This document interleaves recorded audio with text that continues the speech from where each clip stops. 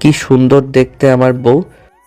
মুক্ত ময়ের মুখের দিকে তাকিয়ে আছে এক দৃষ্টিতে। এ যেন এক অজানা অনুভূতি, যেন এক স্বপ্ন। মৌ মুক্তর গালে হাত দিয়ে ঝাঁকিয়ে ডাক দিল।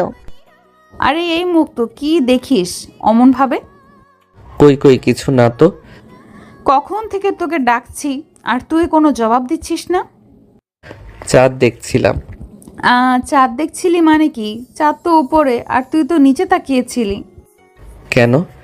নিচেও তো একটা চাঁদ আছে। তুই কানা না আমি অন্ধ? নিচে আবার কোথা থেকে চাঁদ এলো? আমার বউ কি চাঁদের থেকে কম? কত সুন্দর তার দু চোখ, কি মায়াবী তার মুখ, গোলাপের পাপড়ির মতো কি হট তার ঠোঁট। কথা বলা শেষ না হতেই মৌ জোরে করে মুক্তর গাল টেনে ধরল। উফ, লাগছে তো, ছাড়ো।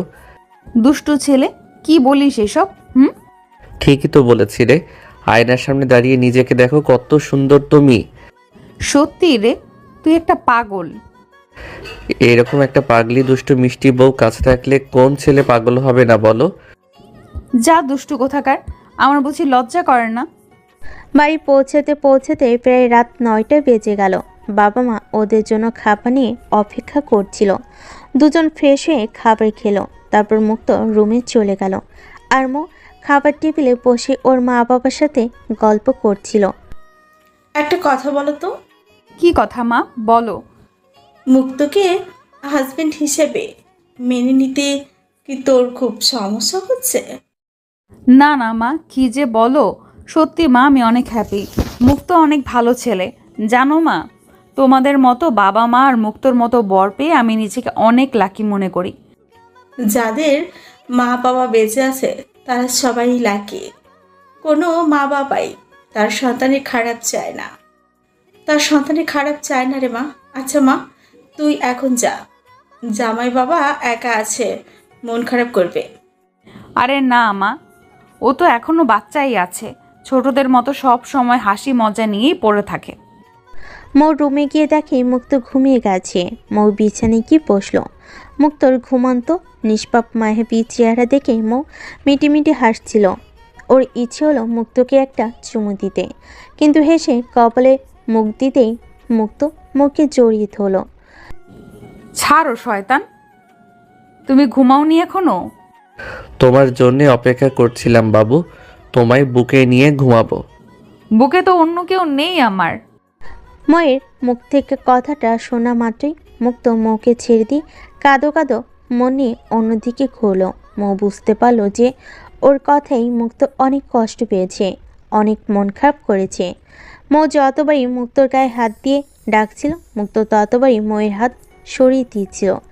এক পর্যায়ে মৌ ফিকরে ফিকরে কান্না শুরু করলো। ওই মুক্ত, আমার ভুল হয়ে গেছে রে, আমি আর জীবনও এরকম কথা বলবো না।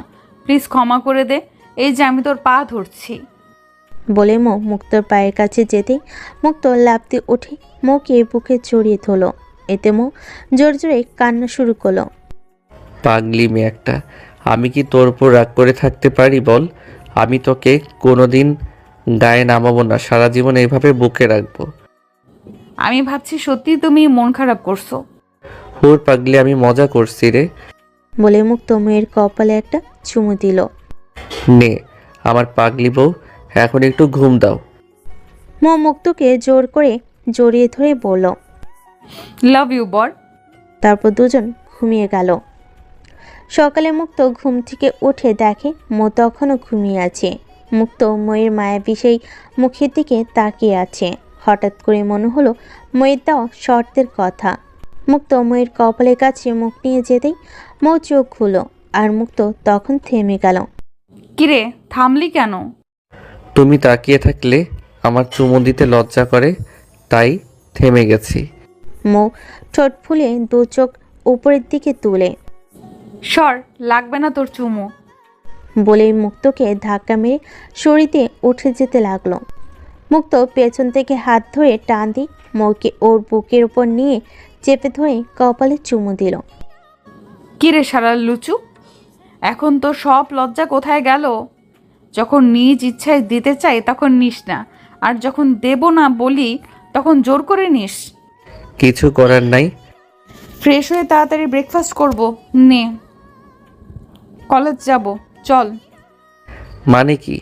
আমি শ্বশুরবাড়ি আসছি কলেজ খাবার জন্য?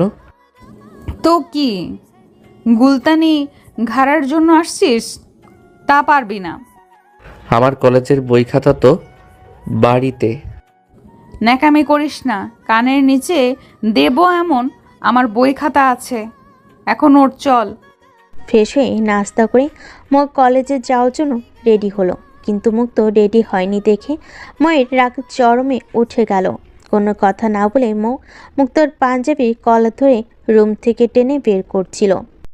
আরে আরে, তুই এইভাবে আমার ছেলেকে কোথায় নিয়ে যাচ্ছিস? কলেজে যাচ্ছি, এর নাকি যাবে না, তাই জোর করে নিয়ে যাচ্ছি। 2 দিন হয়েছে বিয়ে হয়েছে, আর এখনই তোর কিসের কলেজে যাওয়া? আর ছেলেটাকে এইভাবে কেন ধরে নিয়ে যাচ্ছিস? আমার বর, মাইন্ড ইট, আমি যা ইচ্ছা করব, তাতে তোমার কি? হ্যাঁ, আসলে প্রকৃত ভালোবাসার গল্পগুলো এমনই হয়, লিখে শেষ করা যায় না। আর এ ভালোবাসাতে বয়স কোনো ফ্যাক্ট না। বর হয়ে বউকে, বউ হয়ে বরকে কখনই কোনো প্রকার সন্দেহ করবেন না। সম্পর্কে ফাটল ধরার একমাত্র প্রধান কারণ হলো সন্দেহ করা। মনে রাখবেন, সম্মান দিলে যেমন সম্মান পাওয়া যায়, তেমনি ভালোবাসা দিলে ভালোবাসা পাওয়া যায়। তাকে মাথায় রাখতে না পারলেও পায়ের কাছে নামেন না, আগলে রাখবেন বুকে।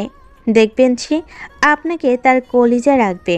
আর বাবা মা যা করে তা সন্তানের ভালোর জন্যই করে। মা বাবা যতই খারাপ হোক না কেন, তবুও কোনোদিন তার সন্তানের খারাপ চান না। ভালো থাকবেন সবাই, ধন্যবাদ।